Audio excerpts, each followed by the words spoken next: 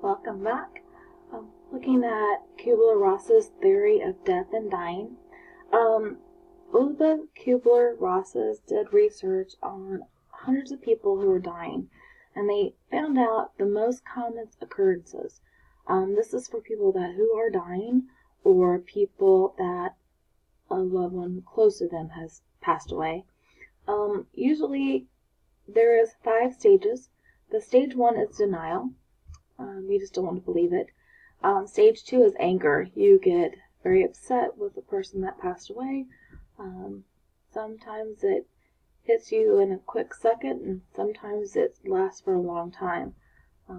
These stages are common, but the stages can last longer than usual other people. So the next stage is stage 3, bargaining. Stage 4 is depression, and stage 5 is acceptance. So you understand why they were in your life and now they're gone. The other thing, or different stages of grief. Normal grief is a wide range of emotional, cognitive, and behavior to death. They work on their own informal supports, such as family and friends. Another one is complicated grief. Difficulties coping with a loss and might have prolonged periods of distress and adjustments. Problems for long after a person dies. They just can't get over the things that go along with the grief. Disenfranchised grief. People's reactions are not known by others around them. It's usually based on different types of customs. It affects empathetic failure, and a lot of people just grieve in different ways that usually are not socially unacceptable. They have different cultures, they have different traditions and things like that. The other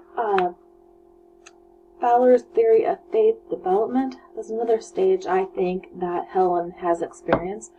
She is constantly moving through development stages.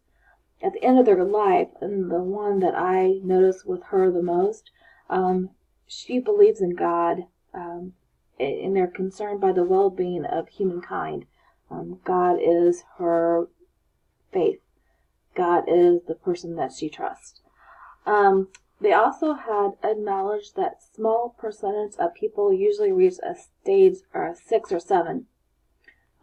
Spirituality tends to increase as individuals as they get older and reach their peak at older adulthood, and they achieve individual sense of health, well-being, and spirituality that supports their overall development.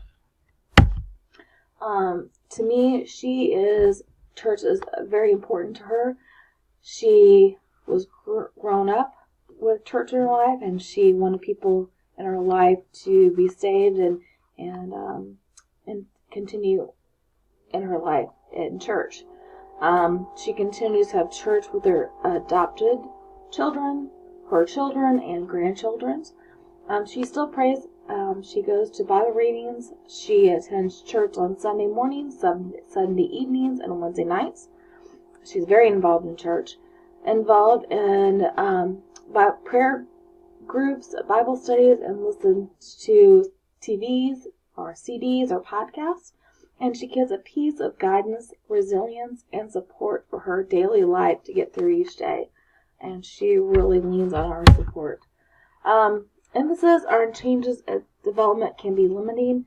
Trying to replace them in one criteria can be hard. A lot of people have the same norms that society includes. A lot of people, these are the theory limitations that they don't want to,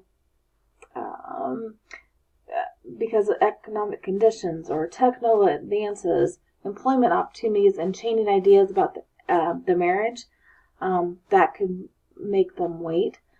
ethnic and cultural groups had different timings on their own development milestones that doesn't coordinate with Erikson's his ideas, and it can go to gays and lesbians as youth too as well.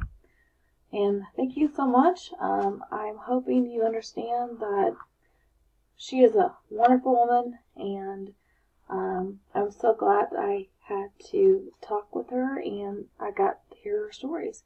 Thank you very much.